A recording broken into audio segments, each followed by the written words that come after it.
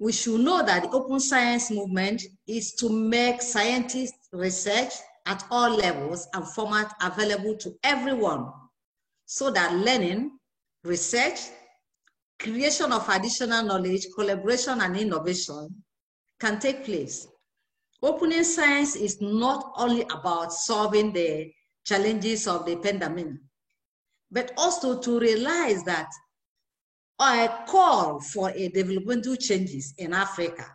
There will be developmental changes and sharing of knowledge about Africa. AFLIA is passionate to ensure that African librarians take their strategic position in making knowledge open, available, and accessible to all. Hence, they have positioned this webinar to widen our understanding of Africa, the understanding of African librarians about open science movement, and they equip us, professionals, that's librarians, to be at the forefront in advocating and leading in the practice of open science. My dear participants, I know that you are ready to receive this excellent and powerful learning.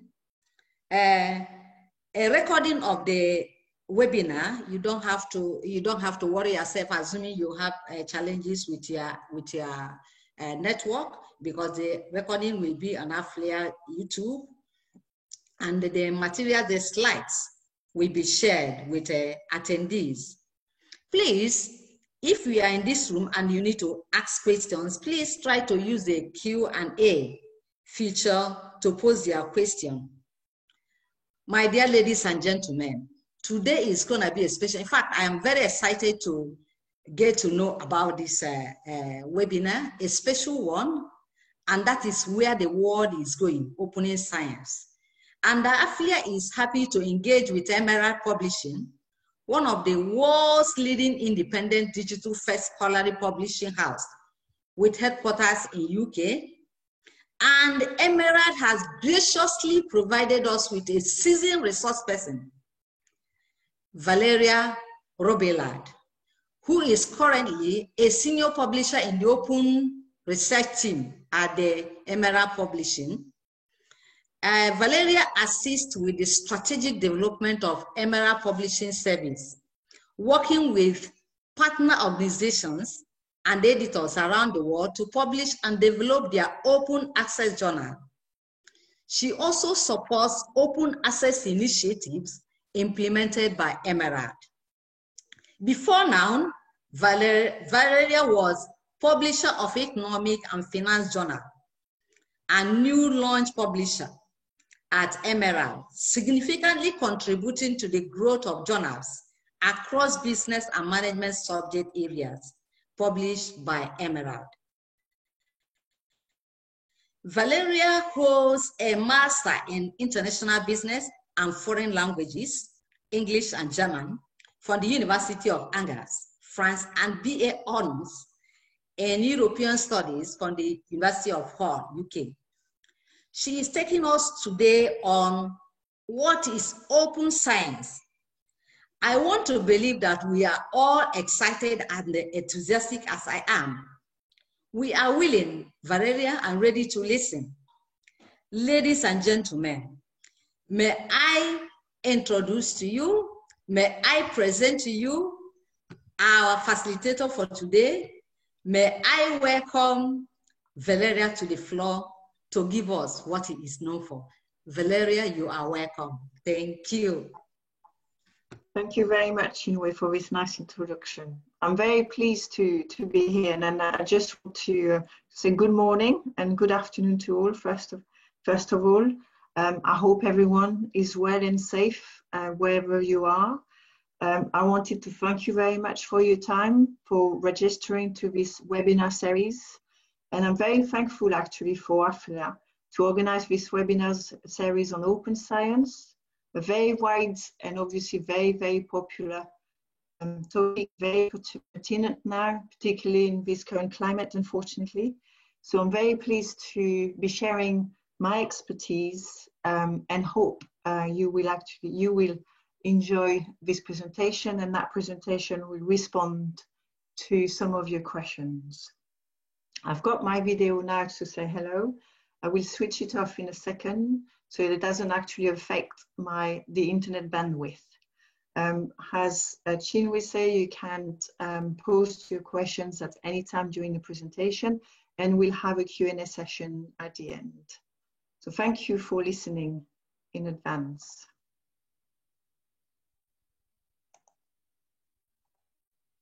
So as Chinwe said, so a senior publisher at Emerald, working in the open access team. So I'm actually supervising, managing the Emerald Publishing Service, whereby we actually publish journals on behalf of associations or institutions, open access. So we have about 55 journals we publish on behalf of universities across the world at the moment. They're all open access, they're all platinum open access, meaning that the journal is not actually charged for submitting to the journals. My presentation today is on open science. So obviously open science is a very, very broad term. An hour is definitely not long enough to cover open science in detail, but I will endeavor to give you the fundamental definition of open science, sharing my scholarly expertise from a publisher's angle and what I've learned as well from reading and talking with librarians. If at the end of the session I'm not able to answer particular queries, I will seek feedback from internal colleagues for response, or even better, your comments are very much welcome in actually responding some of the queries too, so that it will make this webinar a lot more insightful and pertinent.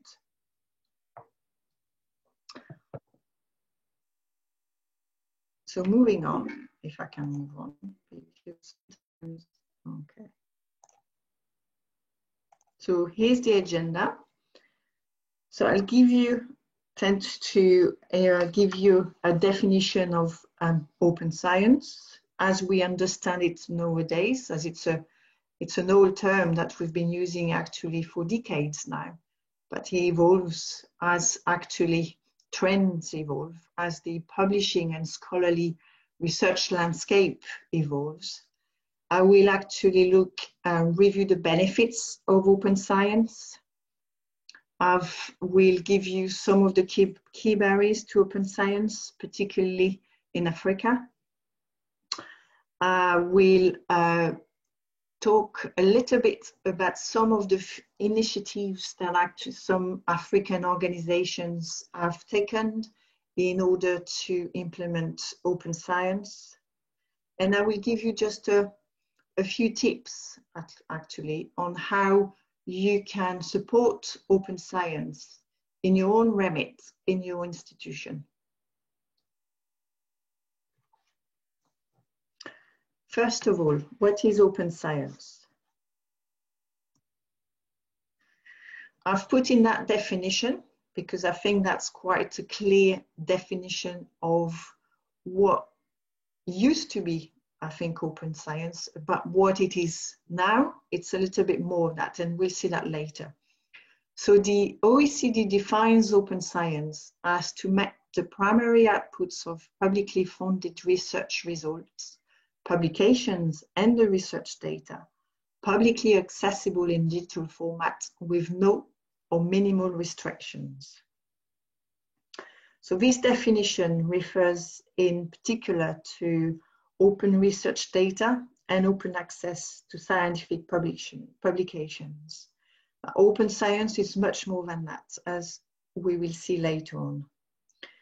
Open science is not a new concept itself, although the agreement on this term and its wider definition, wider use is relatively recent. The rationale behind open science is complex.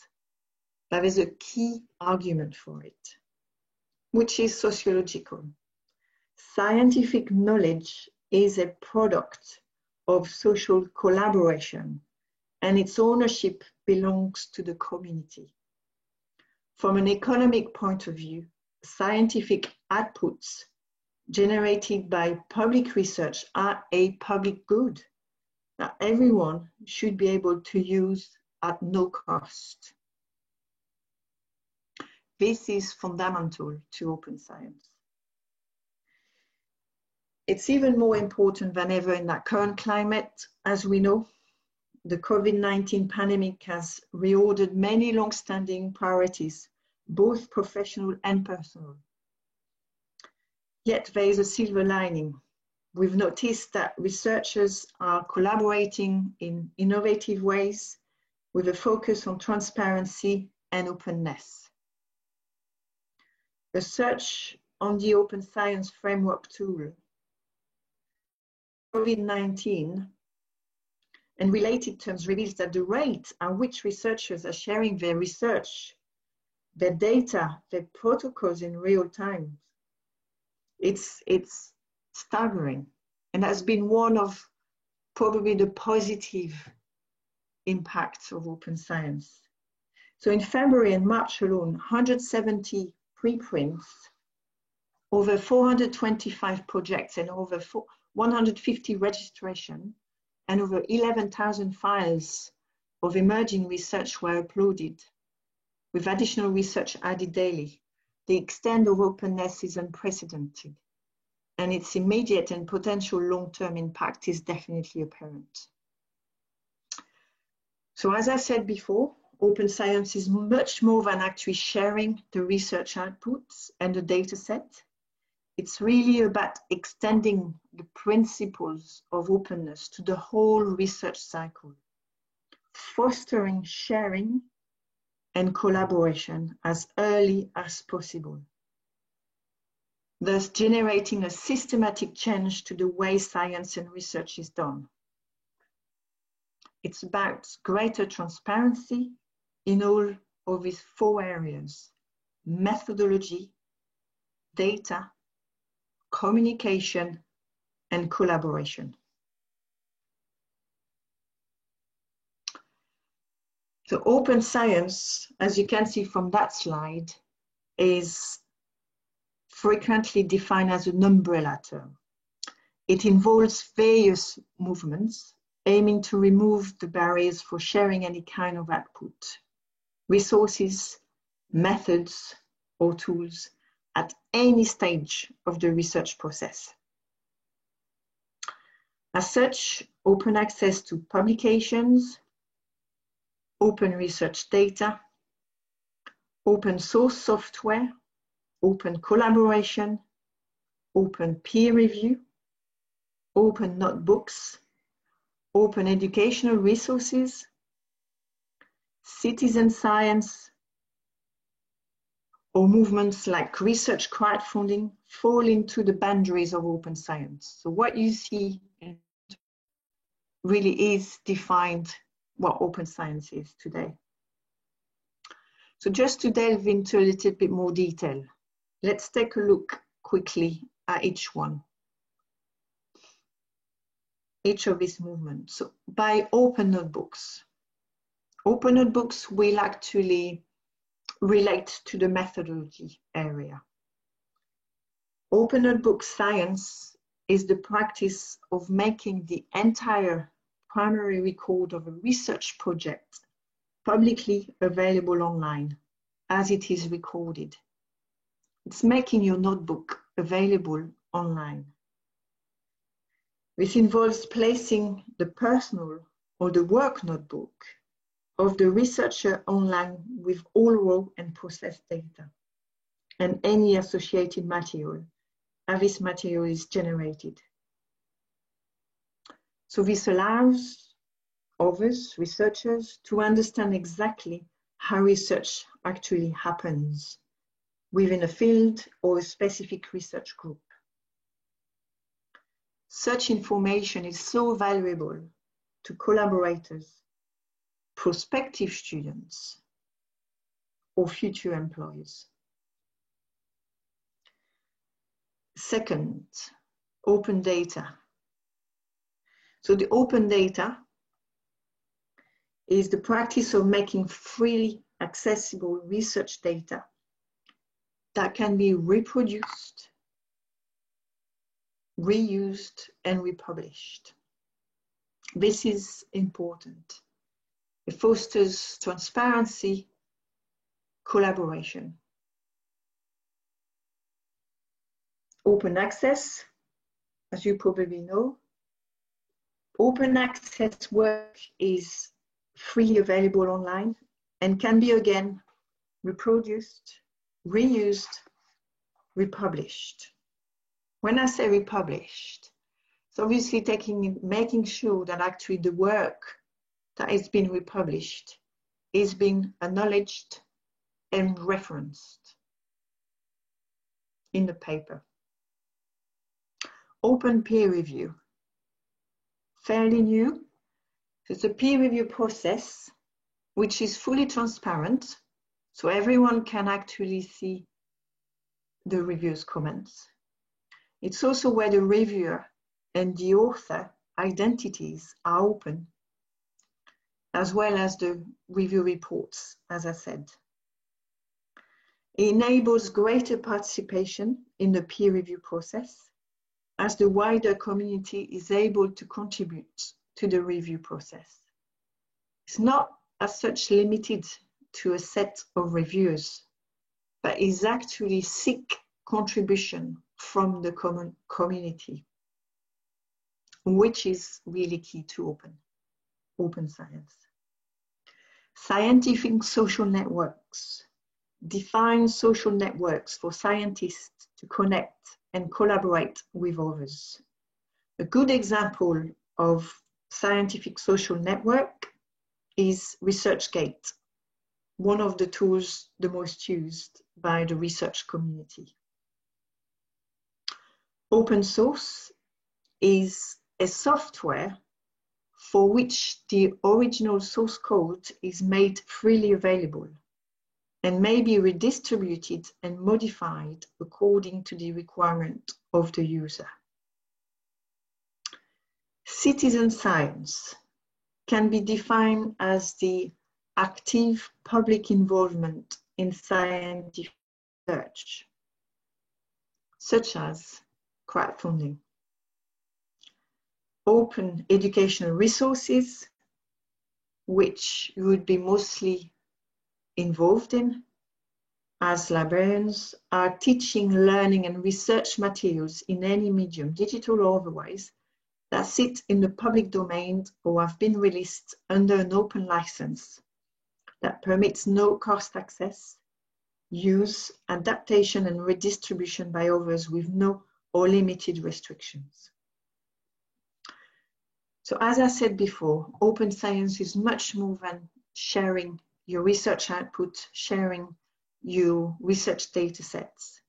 It's about opening all areas of the research cycle around methodology, data, communication, and collaboration.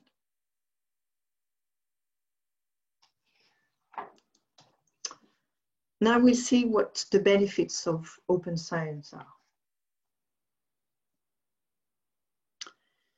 They are numerous, they are increasingly influential, but I will simply indicate the most important of them, the most obvious of them, the benefits. First of all, open science, as the word open indicates, really fosters the availability and the accessibility of publicly funded research output. We see more and more open access platforms, but also open access publications, which it's great to see and follows really just a sharp increased awareness of open science. Open science encourages its reproducibility of valid research methods already undertaken and increased transparency. It increases research efficiency by sharing your work, by sharing your data sets to everyone, everyone that can actually use this data set, it saves time, it saves money you could have spent on methodology, on collating research. It saves efforts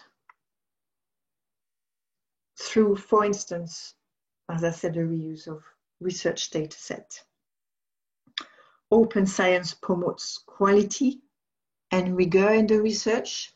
As an author knows, their research will be widely shared. There's obviously, and is being widely peer-reviewed, open peer-reviewed. The contribution is even more pertinent and is even more of quality. Open science enables the creation of new research questions and allows the investment of research. The more we share, the more we ask questions, the more we think about areas which we can research. With open science and open access, there's obviously a strong focus on transparency of scholarly communication, the full research cycle. We see a lot more researchers using social networks. We see obviously sharing their work. It used to be through conferences, now it's all changed. Nature of relationship and collaboration seeking has changed and has widely increased. Finally, open science facilitates collaboration and community building through access to an array of scientific works.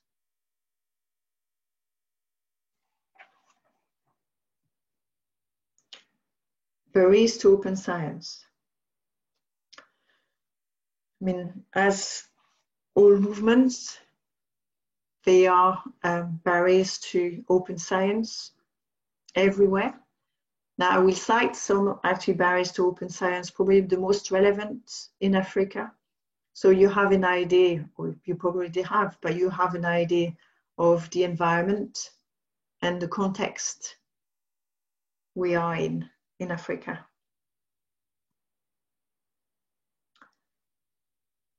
These barriers I'm highlighting are coming from a very insightful paper that I'm inviting you to read, and I've got the details of it at the end of this presentation. The title of this paper is Developing Open Science in Africa, Barriers, Solutions and Opportunities. It's a very, very interesting, very recent, so very pertinent paper. As you probably know, there's a lack of adequate human, but also infrastructural capacity in ICT to really handle the complexity of the intricacies of open science. There's definitely a wide divergence of capability and infrastructure amongst African countries. I would say that South Africa, Egypt, and probably Kenya have, for instance, well-developed ICT compared with other states. So you will obviously face different challenges depending on where you're based. Overall, there's a general lack of policies at national and institutional levels to set a legal and regularity framework for open science.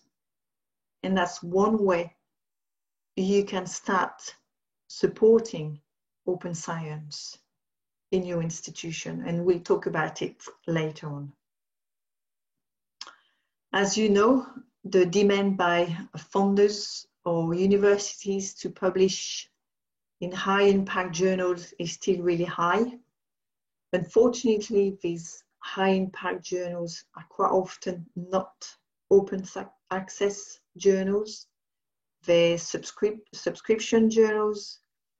where this important, so research is not accessible and can't be used and reproduced without any permission.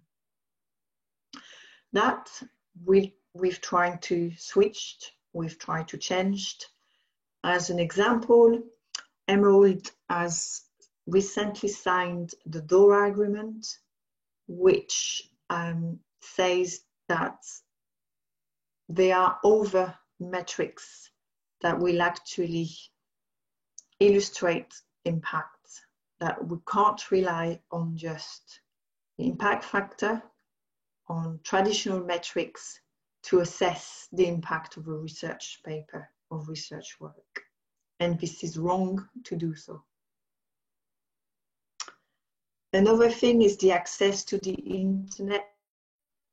Access to the internet is, again, has its divergence within Africa, and we completely understand it, and has been for a long while, even though I think it's improved, we see over the years, has been a barrier to reading, accessing valuable work to researchers.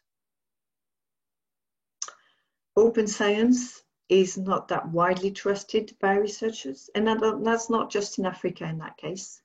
We see different movements, different attitudes, different behaviors, depending on subject disciplines, how I'd say engaged they are with open science.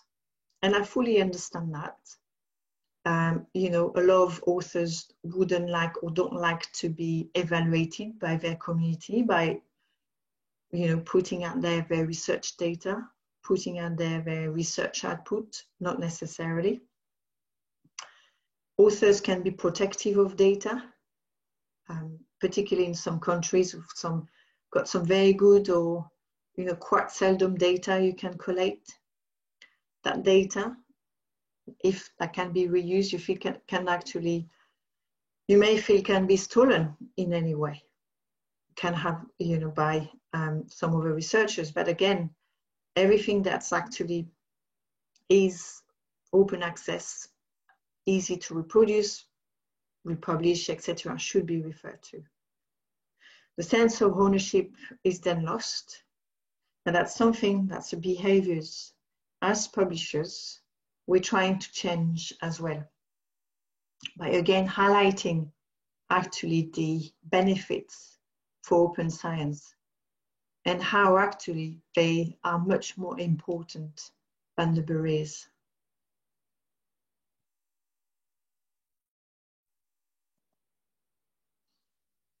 I'd like to enumerate some open science initiatives in Africa, and there's quite a few of them.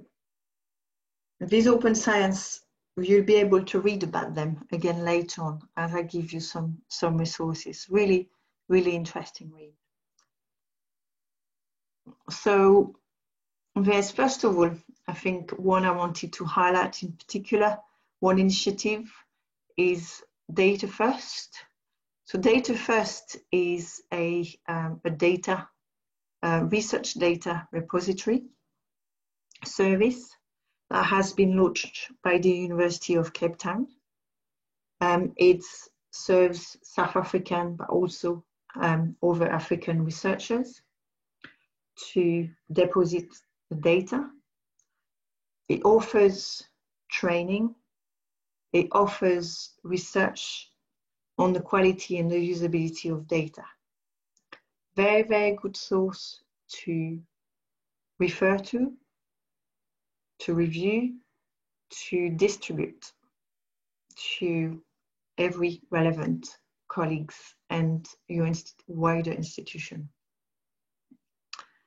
Other initiatives include the creation of data science courses in 15 higher education institutions across Africa. It's true that open science is complex, is looking at very not so technical areas, but you have a lot of technical areas where we need data experts to launch data repositories, data experts to manage, data experts to some extent agree on data management policies and data management tools. So acquire these skills is going to be key, particularly for university librarians. 63 research data repositories, of which 24 are registered with i3data.org. This particular group, i3data.org, is an official list of well-trusted and well-acknowledged repositories. 24 of these from Africa are registered with i3data.org. So I'm inviting you to visit that site, to look through these research data repositories, inform, communicate this to your research staff. There's a project in development, and it's very, very much current. The African Open Science Platform, AOSP, is developing an integrating approach to support open science, while building a Pan-African open science community and encourage national open science forum. Again, I'm stressing the importance of visiting that site, reading about the groups behind it, reading about their roadmap, what they want to focus in the future, reading about the different forums that are available to you all. That is really important.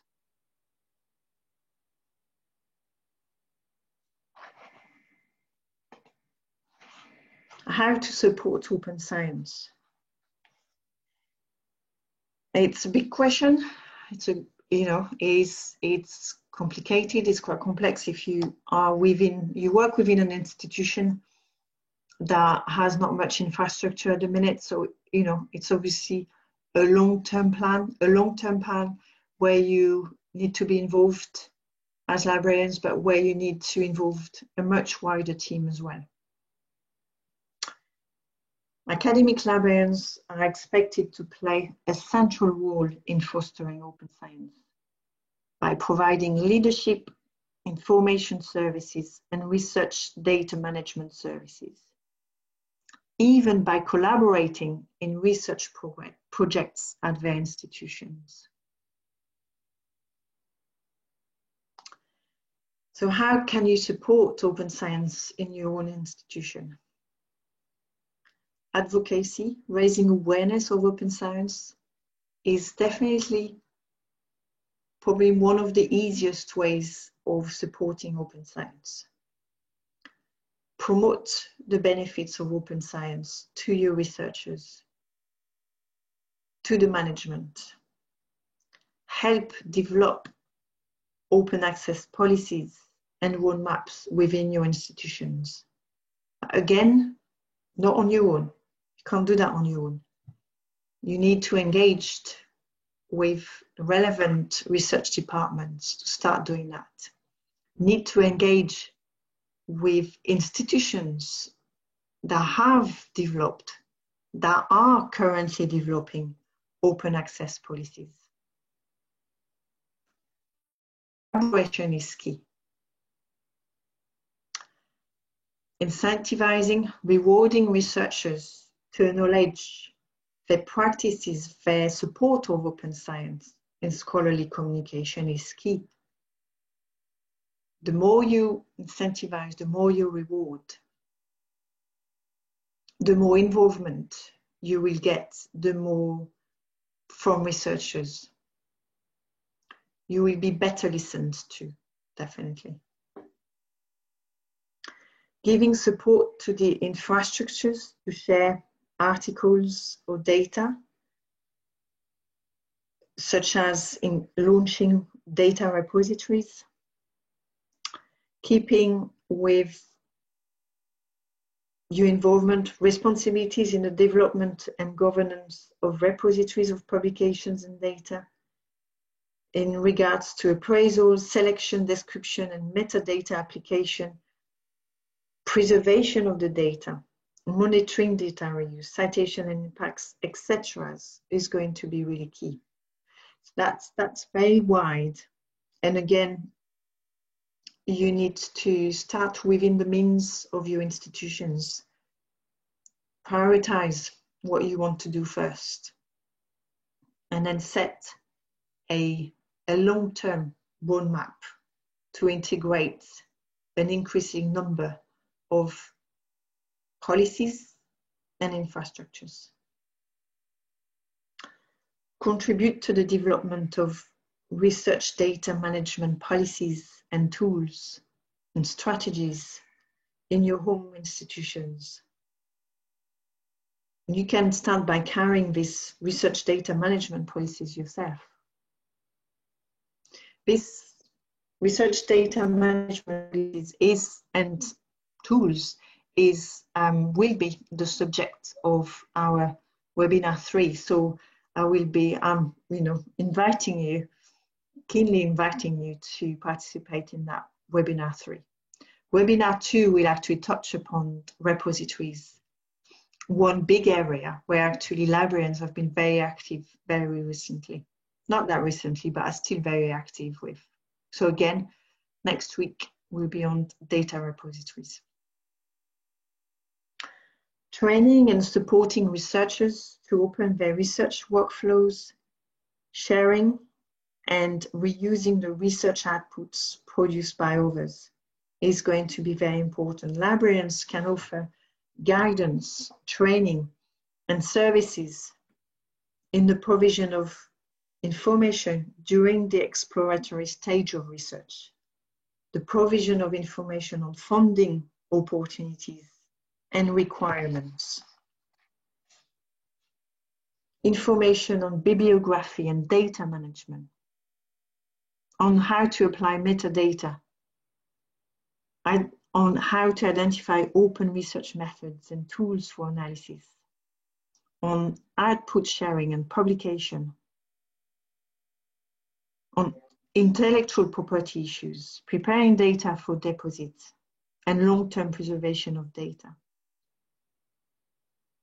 This again, Open Science, as you can see, touches upon a lot of different topics, various topics, which you will probably need support of. Support through training courses, support through collaboration, support through organizations, associations like AFLIA. As you can see, I mean, you may realize that in effect, it requires libraries to develop new processes, again, and skills to fulfill new functions in a digital age. But don't, I would say, I'm obviously talking from a publisher's perspective, not from a librarian's perspective as such, but I'm always with the saying that we need to embrace it. We need to start somewhere, and we need to progress towards open science. So training subject and data librarians on disciplinary metadata, terminology, vocabularies use, and tools to enhance open science will also be key to support open science.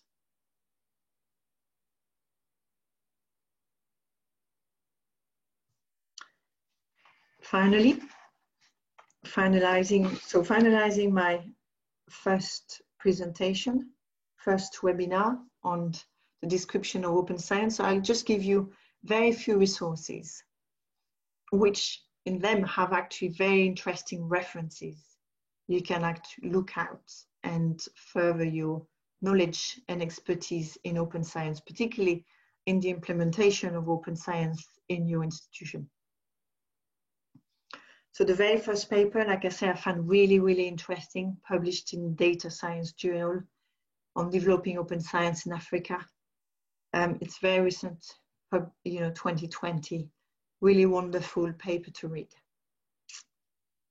Open science at the core of libraries. This is fosteropenscience.eu. It's obviously a European initiative and supports researchers, supports institutions, supports librarians on how to implement open science, from policy making to every areas of open science, methodology, data, repositories, communications, open peer review, collaborations, etc. Again, on that same website, fosteropenscience.eu, you will find really useful training and workshops, webinars that I invite you to look at, to register to if you can. It's invaluable knowledge and expertise, and particularly you'll be entering a wider community.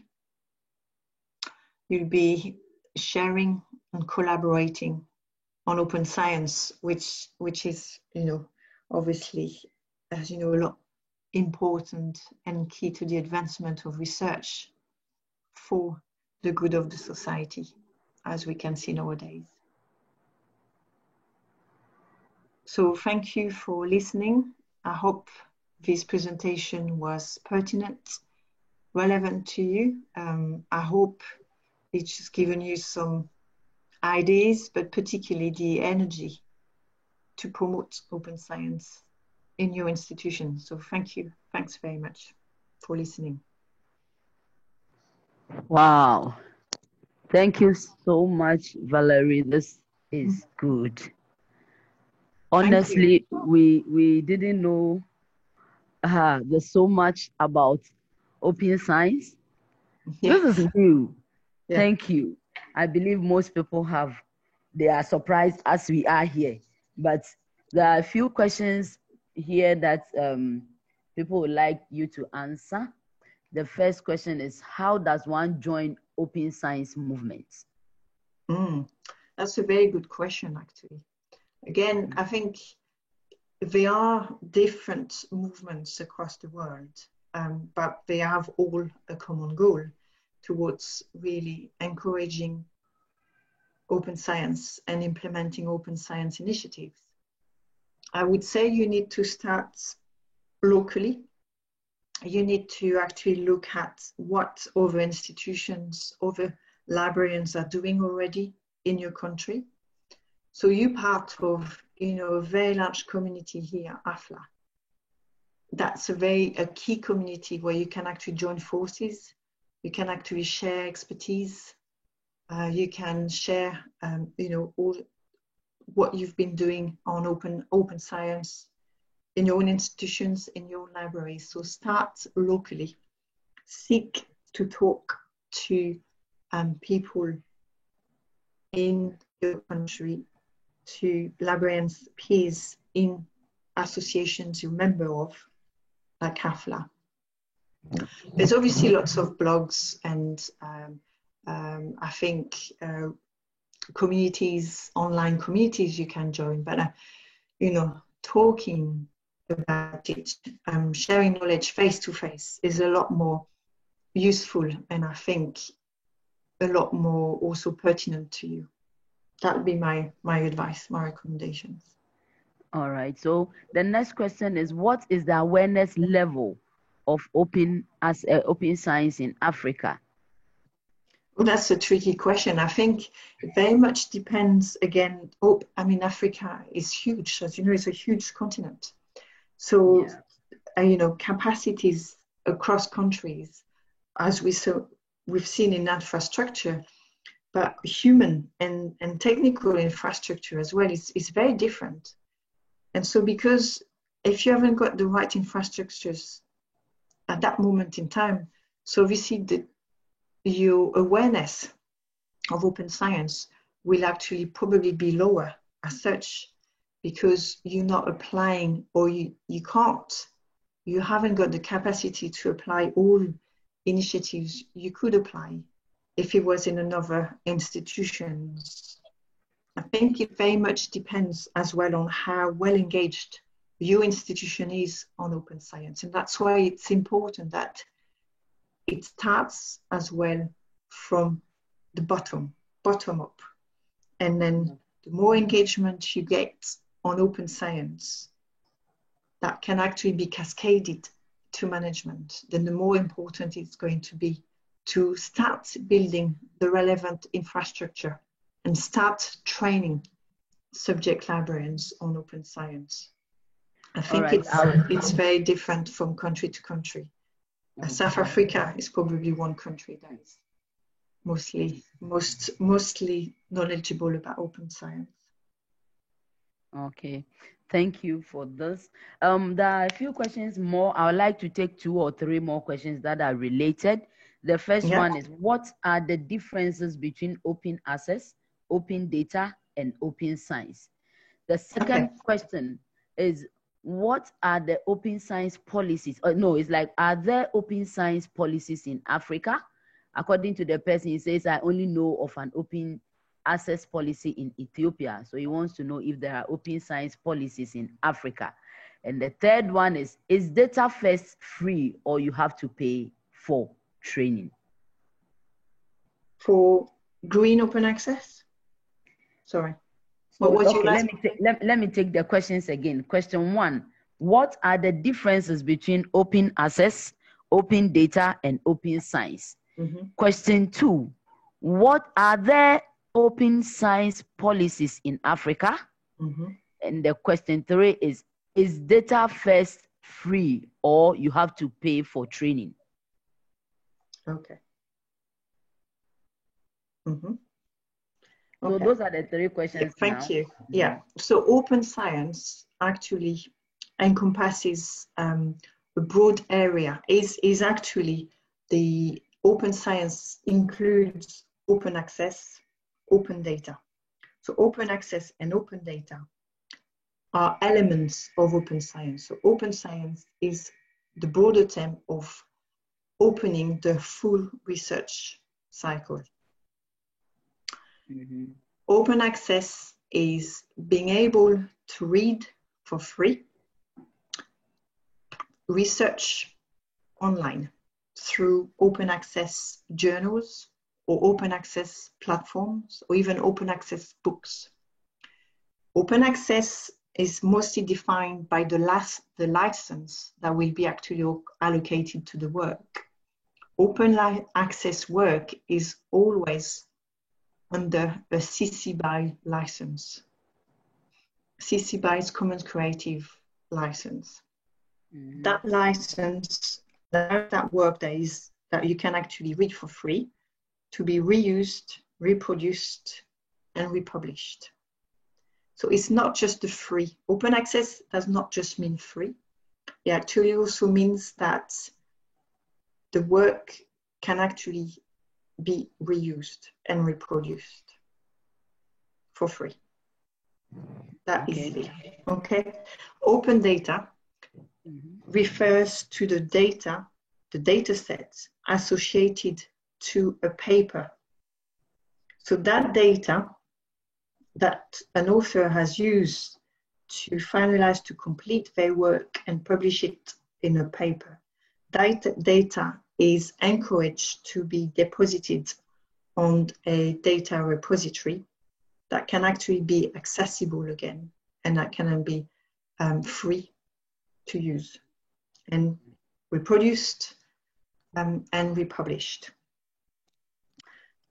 There is work going on the minute that the data, once actually an author deposits the data will have what we call a persistent identifier or a DOI as a paper.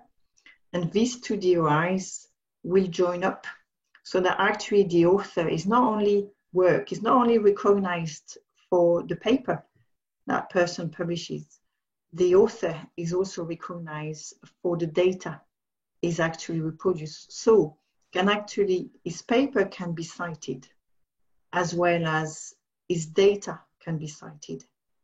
So rather than having one citation, the author can have two citations, one from the paper, one from the data.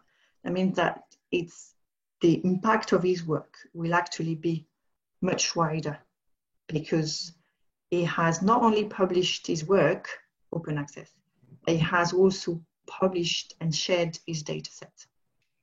And that's key, and particularly I would say the element that would encourage authors to share the data sets. So the second question was about open science policies in Africa. Yeah. Again, there's not a general movement, an overall movement that would encompasses African countries, I would say, unfortunately, because each country has a different economic context, a different environment, has different challenges. So each country will set their own policies of open access in particular, not necessarily open science. It very much depends how, well advanced they are in the application of open science. This open science or open policies can actually be looked at on the each obviously institution's website, but also I would actually like to encourage you to read that paper again. That had examples of open access policies at national level. At least some countries have. I would say that in Egypt, for instance, you have the EKB organizations. So EKB is actually a governmental funded group, and that is fostering open access publications and open access research. So that's one movement, that's one I'd say policy infrastructure I know of, because we are actually partnering with journals that are funded by EKB from Egypt. Okay. The last question was about data first. Yes.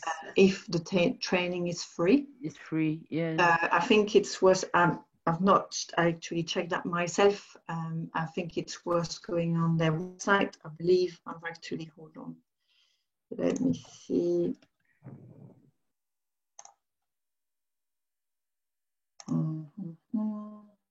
Sorry. So I would actually encourage you to go to that website. I believe it is free. I mean, I'm not sure, again, I've not looked at it, but I think it's a valuable resource to look at and to see whether or not this is at charged rate. Hopefully, if it's open, it's not, but it's just, I would ask you to check. And we could actually, I mean, I'm quite happy to check and then let you know afterwards, or if AFLA has a way of actually communicating to you afterwards, I'm quite happy to provide the information. All right, to do that. Please, there are more questions, and I'll take it three so that we can have time to answer.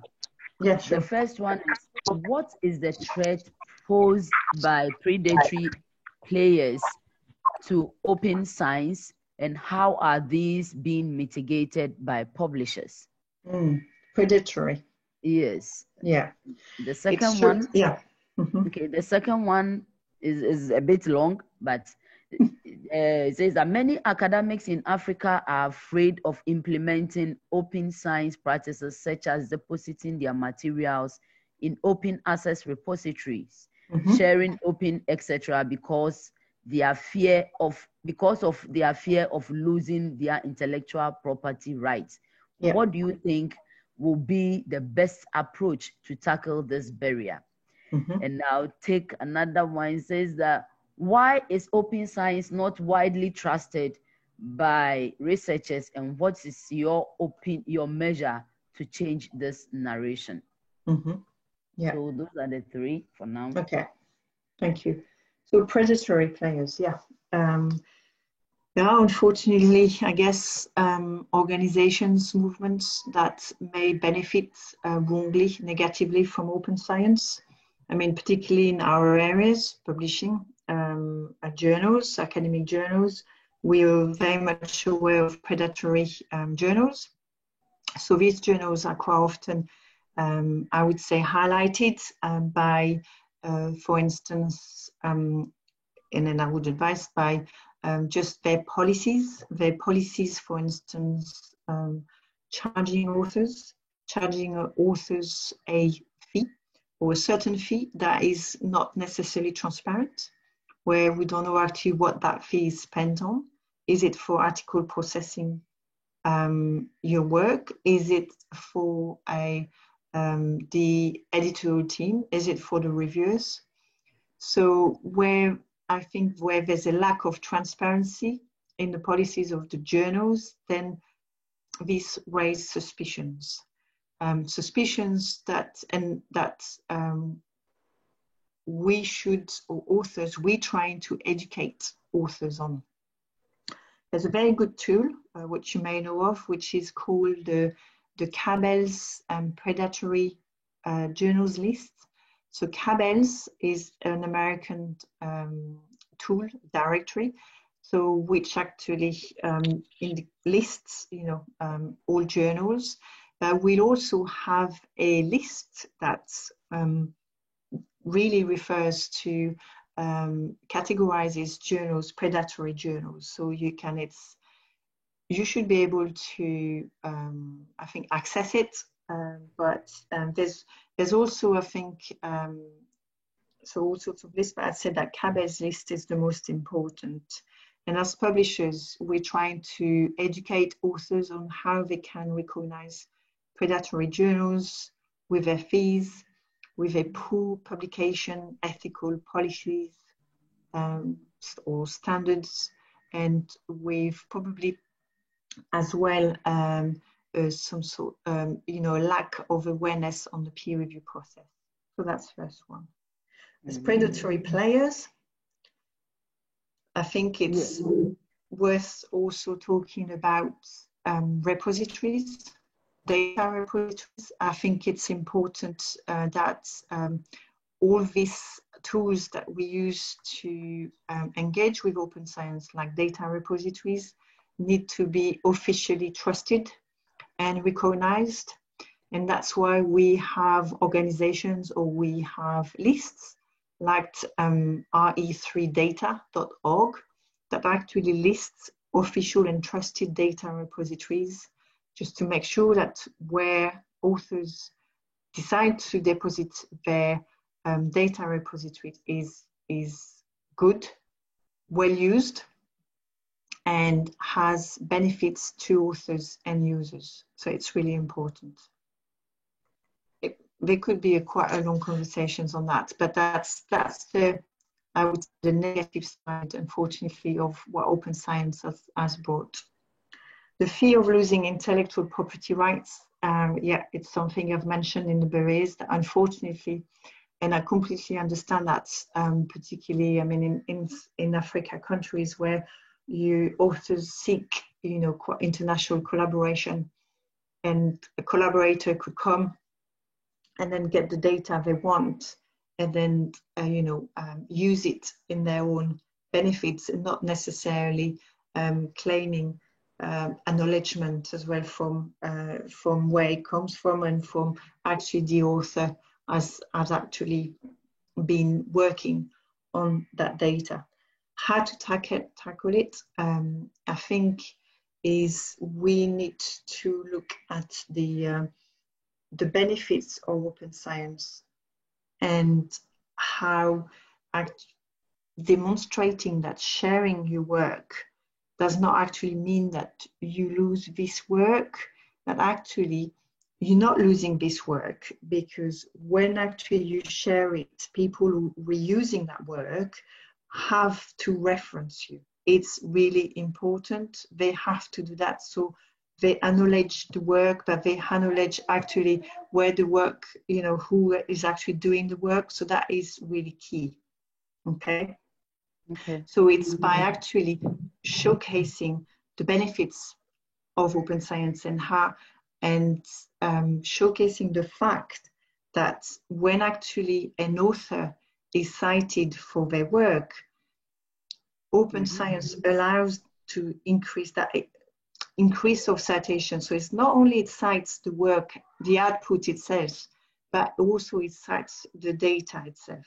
Okay, so by citing the data, citing the paper, the impact again of the work of the researcher is much stronger, and that's what the researchers need to understand truly, that actually it increases the impact of their work.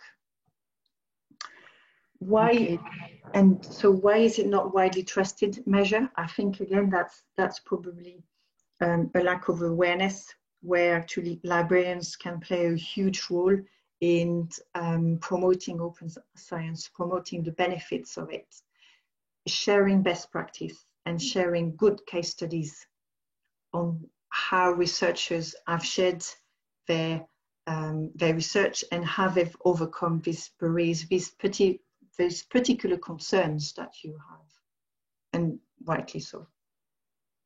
Okay, so there are more questions here. The first question here is, how is open science pertinent to a non-science focused institution? The second one is, what is the relationship between OER and open access? And there's another question here, is that what is the impact of open access in the economic value of scientific research in Africa? So first one, how is open science pertinent to a non-science focused institution? The second one is, what is the relationship between OERs and open access? And the third question is, what is the impact of open access in the economic value of scientific research in Africa? So those are the three. Yeah, so how open science can be pertinent to non-science? I think when open science is actually quite a broad word. It applies to all disciplines, to all subject disciplines, so not necessarily science disciplines as such. I mean, when you say non-science, assuming that it's as such vocational maybe disciplines.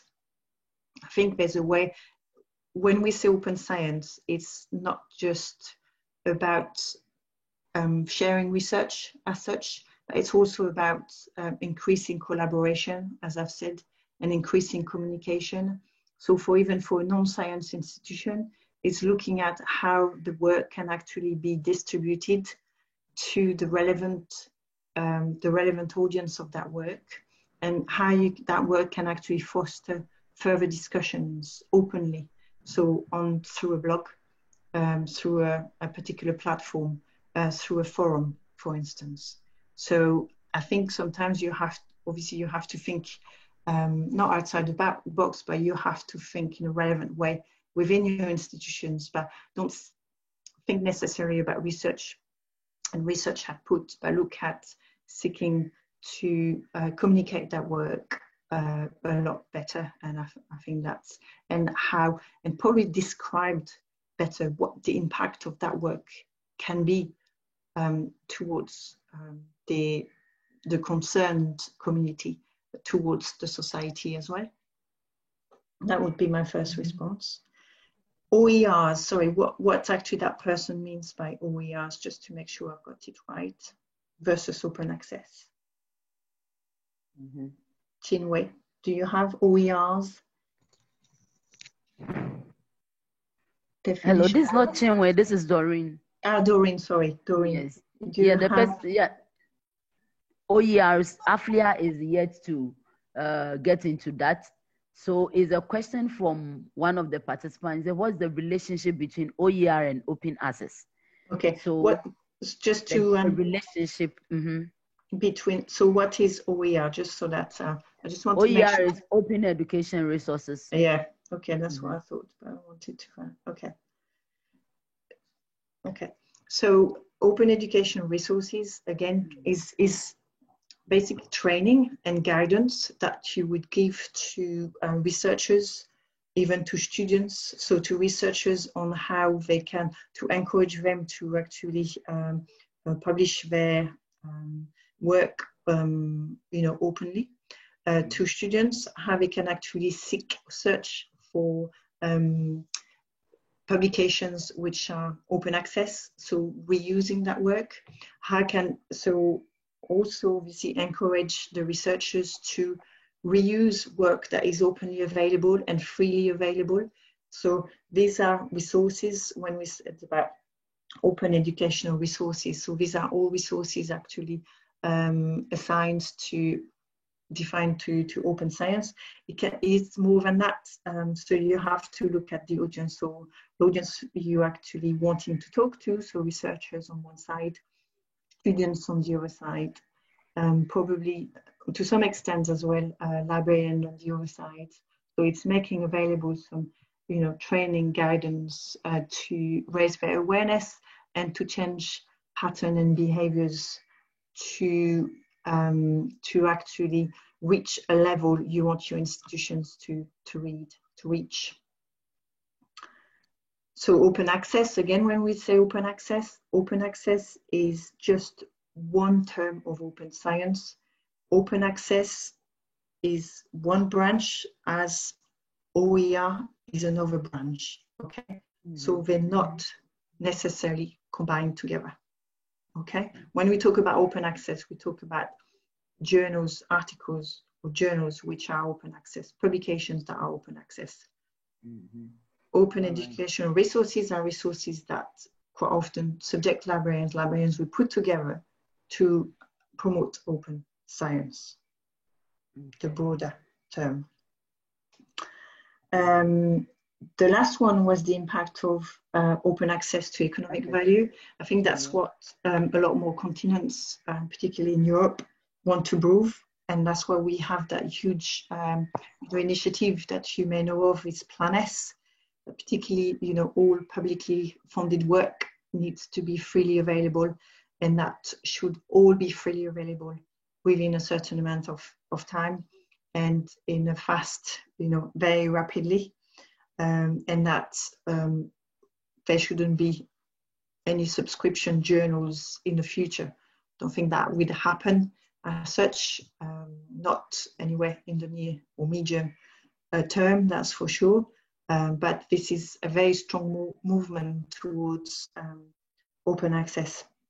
Again, to show so that this research that has been publicly funded is fundamentally used for the good of the society. I mean, we already, the economic value, I mean, economics is a huge, it's a huge community, it's a huge discipline. And open access is unfortunately not actually very, very strong in economics in some of the most traditional economics titles. So I think there's work to do with obviously changing behaviors, adoption to open science in that community. But work that has been publicly funded will always have a lot of impact to the economy, but particularly the policy making behind politicians, behind economic people. You have a team of researchers. This team of researchers will try to get all resources they can. Open access, yes, because open access is when work has been also published open access. Let's not forget that it's been funded. And when it's funded, it's usually has a validity, a credibility behind that work. And that funder has made available that work. So that's a short answer probably to, it's a very huge question. I think with the COVID, as we've seen it, a lot of research has actually come, not just obviously about, science, medical science, but also research on the economics. A lot of research are now coming on, for instance, change of work patterns, remote working, change of consumer behaviors, etc. So this is the impact, is that now a lot of this research is going to be used, hopefully are being used by governments to develop and change their policies as the world changes. All right, thank you. I must say that the presentation is more, it has thrown more light to a lot of things that were challenging to us. But you see, there are a lot of questions. We are librarians, we want to know more, so we ask a lot of questions. So I have another set of questions that I'll have to ask. There's more, but I'll wrap up. And I think these ones are very important. Does open access curtail plagiarism? That is one. Number two, what may be the barriers in advocating for open science in institutions, and how do you overcome such challenges? And the third one is, do you have any promotion materials to share on promoting open science in institutions? There are more, but I believe our subsequent webinars will answer some of these questions. But then I think these three, they are very important. I'm not saying others are not important. I think we need to know those ones now. Does open science curtail plagiarism? Do you have materials for promotion, or to promote materials for promotion of open science in institutions? And then the other one is, the third one is, what may be the barriers in advocating for open science in institutions, and how do you overcome such challenges? This is very important. Yeah. So open plagiarism, it's a big area for open access, because as you said, obviously the work is freely available and can be copied, quote, but open access journals are still academic journals that should have very strong policies, particularly strong rights ethical policies. So for instance, at Emerald, we've got about 60 open access journals. So these journals, we actually run reports. So all accepted papers actually go through Authenticate software, where we check really the if this paper has a common wording or common. So we check for plagiarism, basically. Didn't want to use that word, but I'm going to read it again. And so if there's a case for plagiarism, and quite often it's not plagiarism, it's a lack of awareness from the author part to add a reference to the work, the open access work that has been used. That is really important. And that's what we're going to ask the author to add. If obviously a lot of the text, if the work can be republished, but as such, as we published content that should be original. So that's one of our key thing, is that we're not going to republish work that's already been published open access. That's not the goal of open access research. The goal of open access research is to help advance over research by making that research freely available. But referencing and making sure that the research that has been submitted is original and not completely plagiarized are key to us. So again, we're going back to predatory. So when a researcher wants to publish open access, very important to check the policies of that journal and whether or not it's an established publisher. Okay. Advocacy of open science, it's a challenge. I think what would start by doing myself, and that's what we started doing kind of at Emerald when we looked at, we obviously started this, huge open access, open research movements, a long time ago. With, I think surveying, asking questions, asking questions to your staff about their knowledge, their understanding of open science, of open access, of open data. It's about just to find out where the gaps are, the pitfalls are, and by finding out exactly what is the knowledge out there in your institutions, and by finding out what the most commonly, what people think of open science like this, so you know where you start from, and you know how to address this in a relevant way. What kind of training, what kind of message you should start with that will already make an improvement.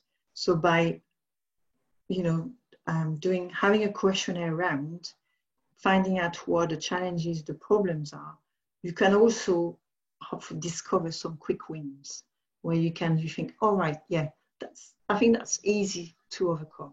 All right, I think that's easy to tell the researcher about. But please don't. It's like us. Don't be too disillusioned. Don't. It's a lot of work. It's a lot of repetition. You have to have a strong. When a new researcher comes on board, as we have for employees, you have to have a strong induction, a strong onboarding, where you already kind of instill that kind of knowledge from the beginning. So that's really important to start from the beginning as you develop their awareness, as you develop also engagement with the management. And I think how you can influence as well people around in your submissions, it's in your institutions, is by really looking at what other institutions are doing and the impact these initiatives that institutions have, open access policies, for instance, research data management tools, can start by really, really thin. Always start tiny and then develop, according to your capabilities, develop your initiatives. But look at what, for instance, seek questions, seek responses from your staff, students, and seek also, obviously, make sure that what you want to do aligns with the institution's objectives as well. The last one is about promotion. If we have any promotion tools in institutions,